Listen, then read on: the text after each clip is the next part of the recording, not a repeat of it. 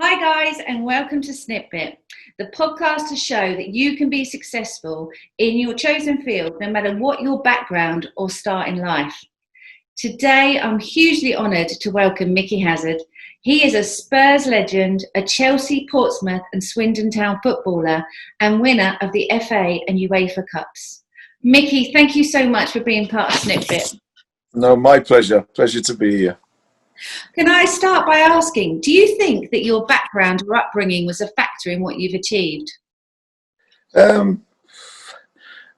It's a difficult question to answer correctly, and the reason being is because I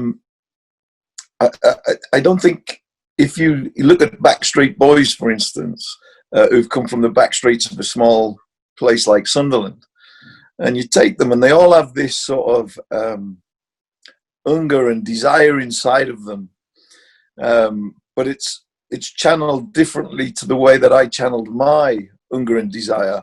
My hunger and desire was to be a professional footballer, but if when you see a boxer, for instance, who's got this sort of backstreet upbringing, he has a desire to get in the ring and fight, and have a war. I was never that type. I was the sort of thinking man's footballer who had a clever mind, a quick thinking mind. So I never got involved in the wars. The wars went against totally how I believed the game should be played. So in terms of, did my upbringing lead me to football and help me succeed in football? I would say no, because my upbringing was that of a backstreet fighter. But my dad was a very intelligent man, and supposedly, did educate me on the finer points of the game, and ultimately that's how I decided that I wanted to play the game. So I never got involved in the backstreet fighting. I got involved in outthinking and outmaneuvering the opponent. So while it had a part to play, I would say the general image of backstreet up-and-coming youngsters, I didn't fit that trend. Brilliant. So was there a point in your career that you thought, I know I'm going to be successful now? Yeah, there was, yeah. I mean, I think that, a little giveaway was when I came out of my mum's stomach keeping a football up. I thought that sort of gave me a clue that I was going to be successful at football. But no, I think when you're young and you love football, as every youngster does, and you play it every minute that God sends or that you're able to play, I think that there's an underlying belief that you're going to be a professional footballer. And if you're showing signs at a very early age of being off decent, then that just sort of strengthens that belief. So I sort of thought from an incredibly young age that this was what I was going to be. And of course, that is just a dream at that stage. But I genuinely believe that I've sort of led a very blessed life. And from the moment that I was born, I think that I was put on this path. And it was almost like that my path had been written for me. Because I had two brothers and friends who were good footballers, but they just never had the same passion as I had. So we would all be playing football down the park, for instance, big tennis-side game, and then someone would say, fancy going to the town, fancy going to the beach. 19 people would go to the beach or to the town, and I would be left playing by myself. So that is what separated me from them and helped me succeed and achieve what I achieved, because my passion for the game was so great that it overtook social activity even as a young boy. So yeah, I really feel like where that came from, who instilled it in me, I do not know. So it sort of suggests that I was born with that passion inside of me for football. So I love the passion, because I think it's so good to have something that you want to do and you want to get out there and be successful in it. But apart from the passion, what else do you think was the driving force behind your success? Well, obviously, I know there's a question down the line about who inspired me the most and who drove me. But I think that very fortunately I was born naturally talented. So I had this natural gift given to me. And I suppose that obviously as a youngster, I worked hard at it and I enhanced it as well. So I think that with the combination of my passion for the game and the fact that I was talented, they sort of, and the fact that it was my dream, all I ever dreamt of, all I ever got for a Christmas present, my whole life was a ball and a pair of football boots. That was my every single year's Christmas present. And I would be equally excited after the 10th year of getting them as I was in the first year of getting them, because I knew it was my ultimate passion and my ultimate love. And when I ran downstairs at sort of 4 or 5 o'clock on Christmas morning, and there was my football boots and there was my ball, it was like that was the first time I'd ever received them. Without passion, the talent gave me the chance, and my love for football. I mean, I don't know how many footballers truly love the game. I'm sure they all do in some way, but I love it. I love it in a way like I'm a fan too. You know, I love going to football with friends and singing and chanting.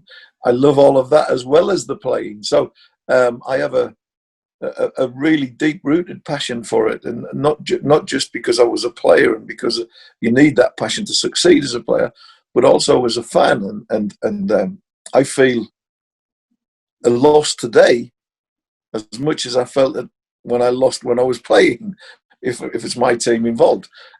So yeah, many things go to making a successful footballer: passion, talent, but also you must have a deep-rooted love that sort of overtakes everything else in your life. I love that. I really do. So who's been your biggest inspiration?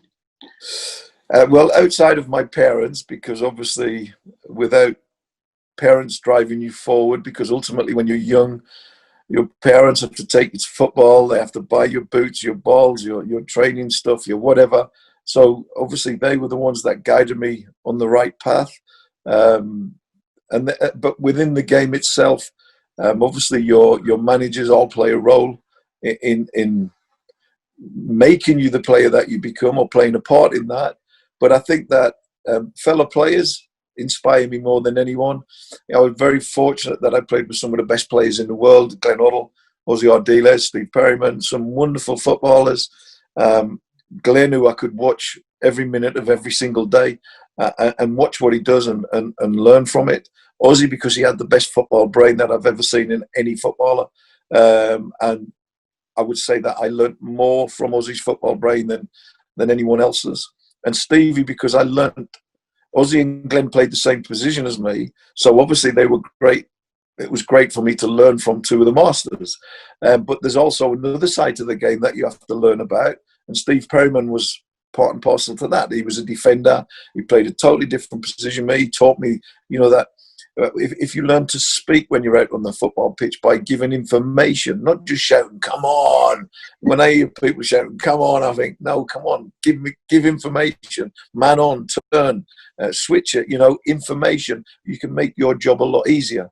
So I learned these things off. But if I had to choose one person who was my biggest inspiration from a playing perspective, I would have to say Ozzy Ardiles. I think that he taught me more and inspired me more to be the player that I was. In other words, it's easy when you break into the game to actually give up on what you believe in because you get a place in the first team, right? And if you're in the first team, that's the be all and end all. And often a manager will say to you, "Look, this is the job that I want you to do today," and it can often be against what you're great at. And he would say, "Look, stand by what you believe, standing by how you play the game, trust in your abilities and your talents." So whenever a situation arose whereby someone was saying, "Look, I need you to go and do this or that," and it was different to me, to what I believed I should be doing, I wouldn't do it. I would stick to what I believe was best for me, so within the framework of the team, of course. So yeah, Ozzy would be my biggest inspiration. Brilliant. A proper legend too. Pro legend as well, World Cup winner. Absolutely, yes. So what was your biggest challenge and how did you overcome it?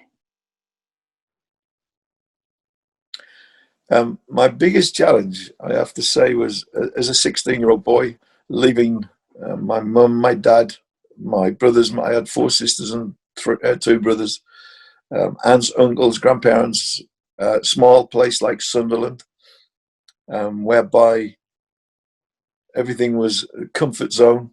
Everything I'd ever known was there. I'd never really ever been away from home. Every night of the week, if possible, I would snuggle into my mum.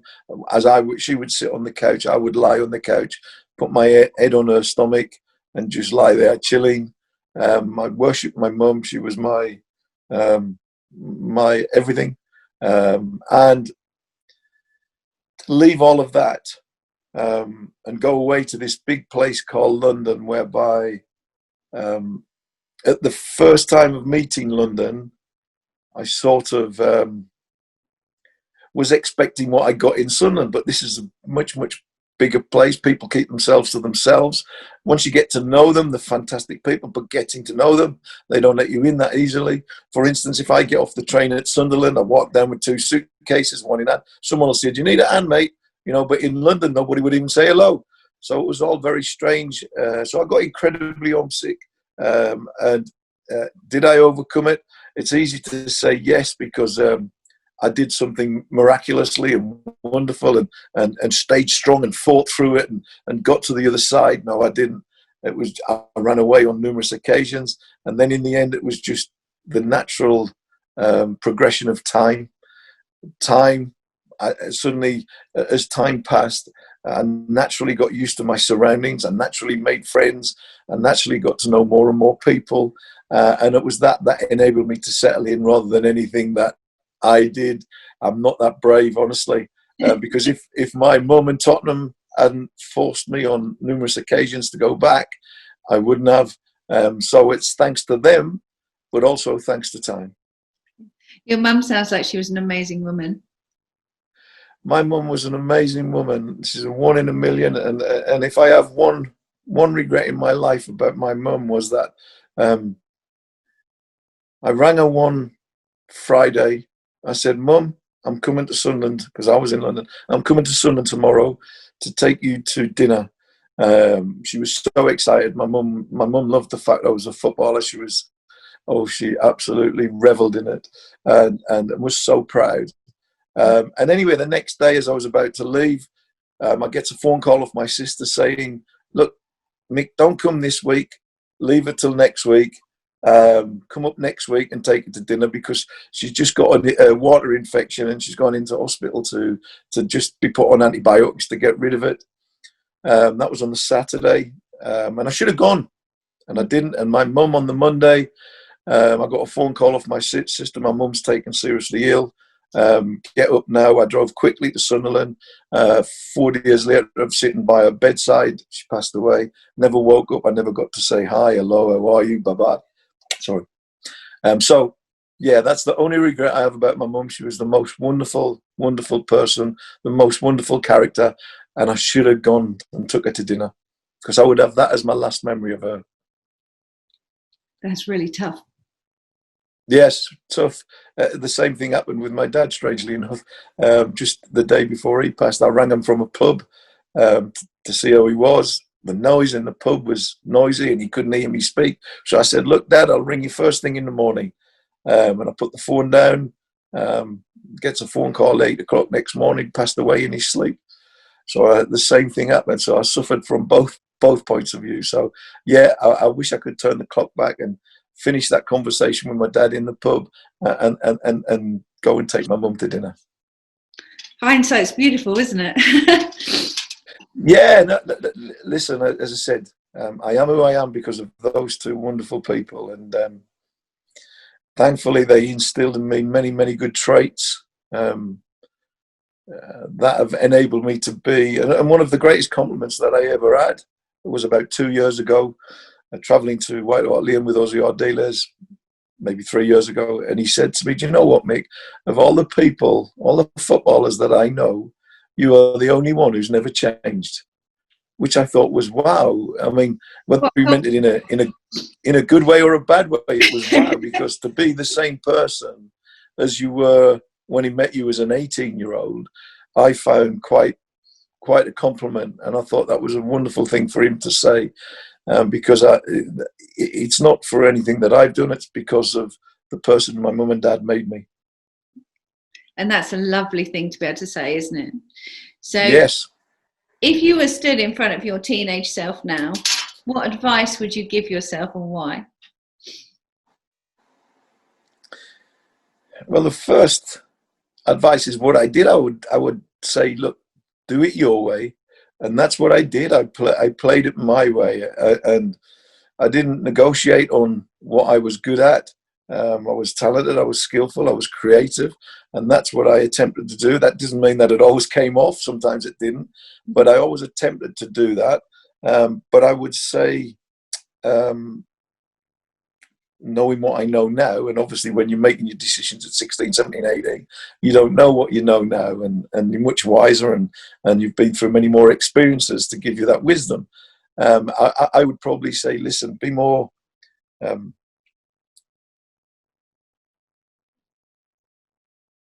flexible, be more open. There's more than one way to play the game.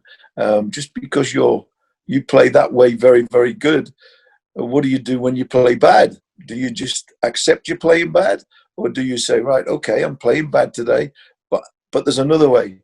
And because I was sort of not very flexible, because I just wanted to do all the wonderful things in the game, somehow I never got my hands dirty and did the dirty things.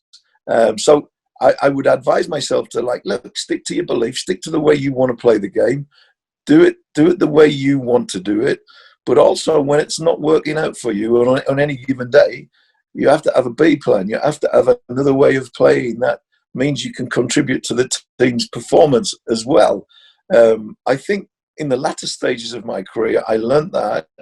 And when I was having an off day on creativity and flair and skill, I would work harder, I would try and tackle more, and I would try and do the dirty side of the game. So, but if I'd have learnt that at 16, maybe I could have become a much more complete player, rather than just the creative, skillful flair player that I was.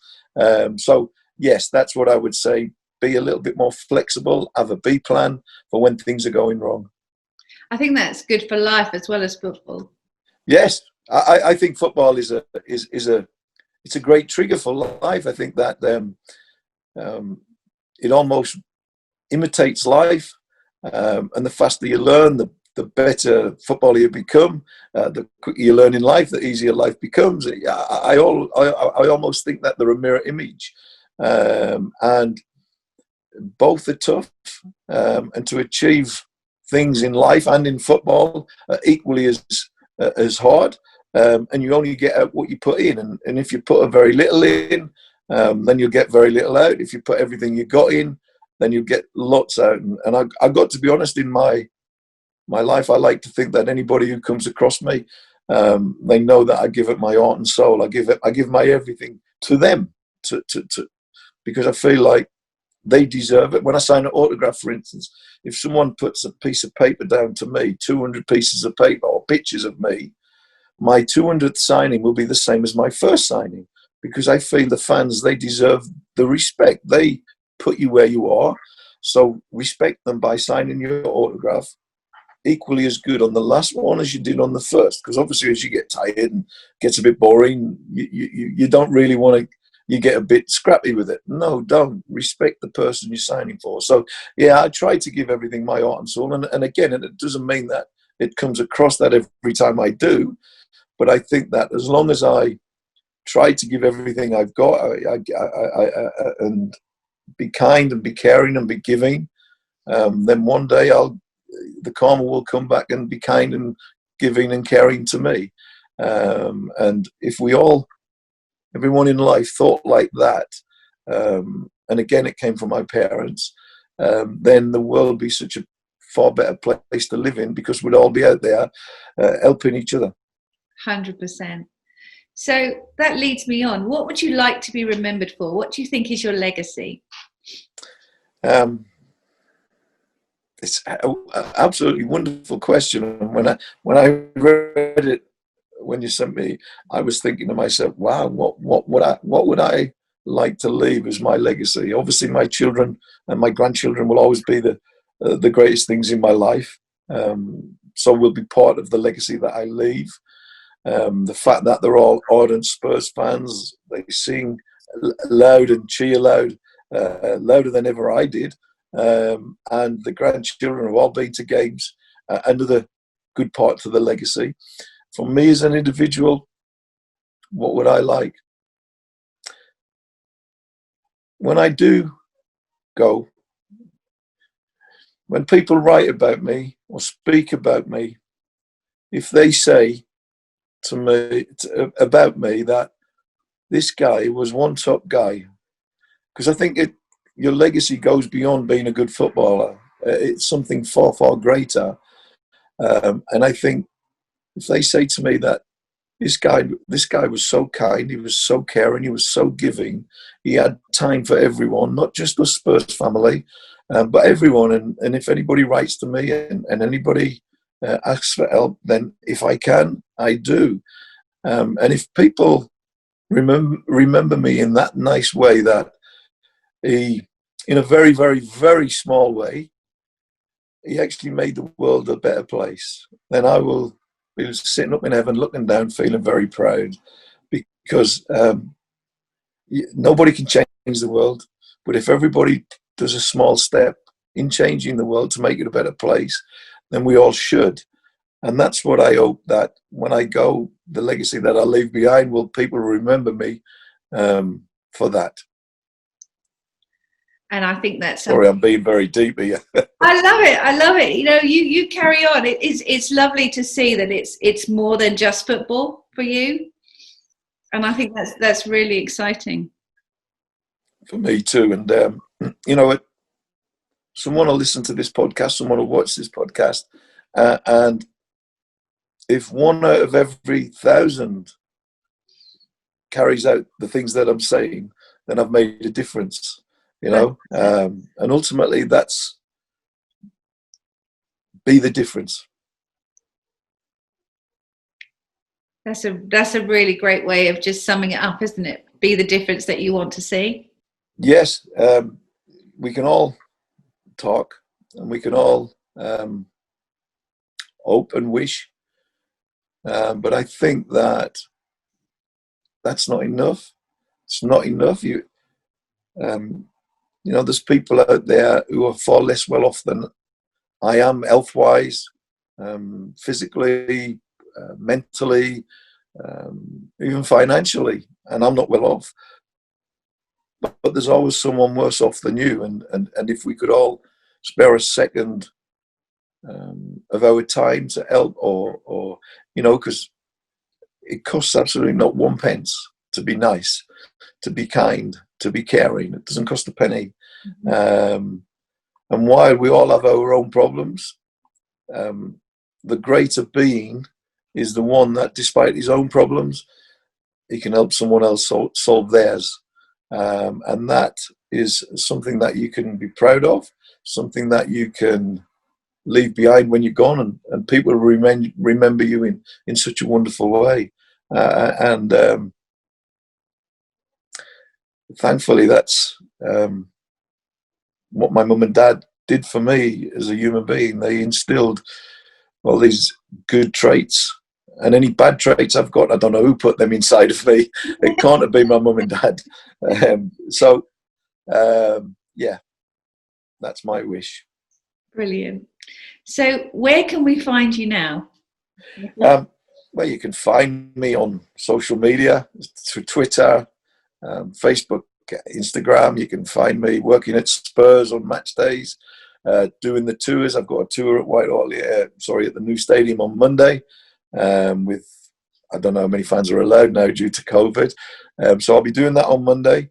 So I'm quite easy to find. I've just set up my own. I've got a few businesses which I run, which have been severely hit by COVID. They were all, unfortunately for me, event-based. So when some people say when you make investments, you spread wide and far, I didn't. I stuck to event-based, and unfortunately been heavily hit throughout the whole year. So, but at the end of the day, you know, we talk. I hear so many people on Facebook, and we all talk about Twitter, and I watch the news, and they talk about 2020 being the worst. I think it's been the greatest year we've ever had.